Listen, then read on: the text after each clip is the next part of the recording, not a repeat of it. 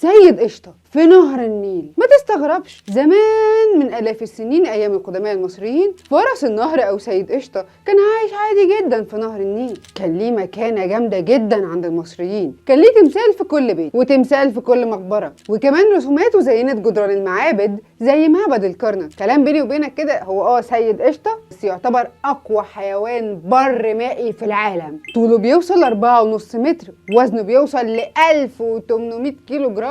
بس علاقة المصريين مع سيد قشطة كانت غريبة حبتين، تقدر تقول عليها كده it's complicated أو sweet and sour أو الحماية والخطر. سيد قشطة في الحضارة المصرية القديمة كان بيرمز للحماية، وده كان بيتمثل في الإله تاورت أو الأنثى العظيمة. كانت رمز الحماية للستات الحوامل والأطفال من الأرواح الشريرة. ولو بصيت على التمثال بتاعها هتلاقيه إنه مزج بين 3 أشرس الكائنات اللي كانت عايشة في الحضارة المصرية القديمة، الأسد والتمساح وسيد قشطة. أنا عايزة أقول لك إن ال3 أنواع دول معروفين بالشراسة الشديدة في حماية أطفالهم، عشان كده بتستخدم لحماية الأطفال، سهلة. ده غير تماثيل سيد قشطة أو التمائم اللي على شكل سيد قشطة كانت بتتحط في المقابر مع الموميا، لأن في اعتقادهم إنها بتحميه في العالم الآخر وبتساعد روحه في التغلب على الأخطار اللي هناك. بما إن سيد قشطة كان قوي جدا وعايش في النيل، فكان بيتقال عليهم أسياد النهر. لذلك المسافرين كانوا بيشيلوا تمائم صغيرة على شكل سيد قشطة عشان تحميهم أثناء عبورهم الأنهار. كل ده كلام جميل،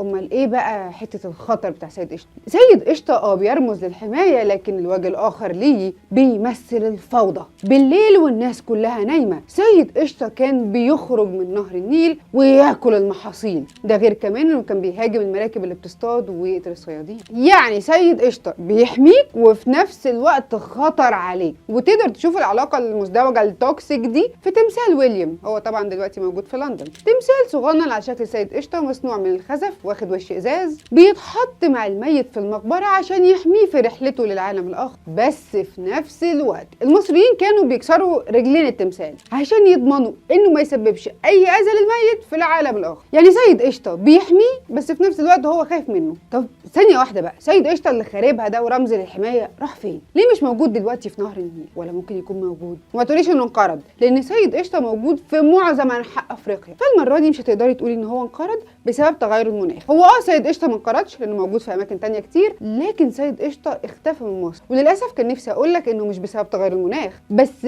احد الاسباب لاختفاء سيد قشطة من مصر هو تغير المناخ. يا جماعه تغير المناخ ده حاجه كبيره جدا، بس زي ما قلت لك ده واحد من الاسباب. السبب الرئيسي لاختفاء سيد قشطة في مصر هو الصيد. المصريين القدماء كانوا بيصطادوا سيد قشطة عشان يستفيدوا من اللحم، من الجلد، من انياب العاج القويه، وكمان عشان كان غتت بياكل محاصيل وبيهاجم مراكب الصيد. يكفي اللي عمله مع الملك مينا. الملك مينا موحد القطرين كان طالع في رحله صيد في يوم من الايام، هجم على المركب بتاعته سيد قشطة وقتل الملك مينا. عشان كده الملوك زمان كانت بتخرج في حملات مخصوصه لصيد سيد قشطة. ويا سلام بقى لو ملك من الملوك نجح ان هو يصطاد سيد قشطة، كان بيعتبر انجاز. بتتحفر تفاصيل القصه على جدران المعابد. هو انت فاكر الموضوع سهل؟ لو يلا بينا كده نطلع نصطاد سيد قشطة؟ الموضوع كان بيبقى ميشن، كان لازم تبقى عارف تحركات الكائن الحي ده عامله ازاي، تستناه لحد ما يقرب من الشط، ما ينفعش تصطاده من نص النهر. واول ما يقرب من الشط باستخدام المراكب والشباك والحراب كان بيتم صيد سيد قشطة، او ان هم يستنوه لما يطلع بالليل كده في الضلمه عشان ياكل المحاصيل، وكانوا بيصطادوه بالشباك. هو كائن عشبي بياكل اعشاب، خضار، فاكهه، لكن هو شرس يعني بيهاجم. الصيد كان السبب الرئيسي في اختفاء سيد قشطة من مصر. بجانب بقى الصيد الجائر حصل تغير مناخ بسيط في مصر، اتحول المناخ بتاعها من رطب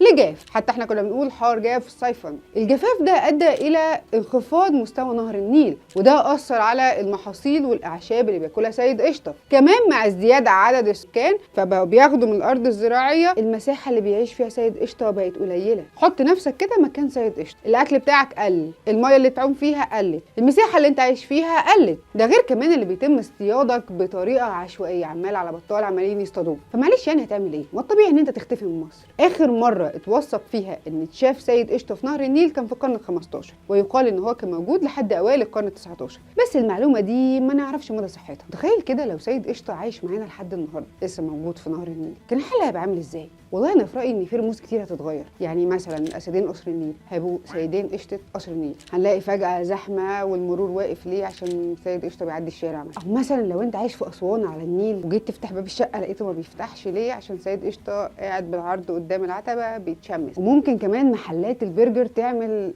برجر سيد قشطه مثلا. تفتكر تاني ايه ممكن يتغير لو سيد قشطه موجود لسه لحد النهارده في مصر؟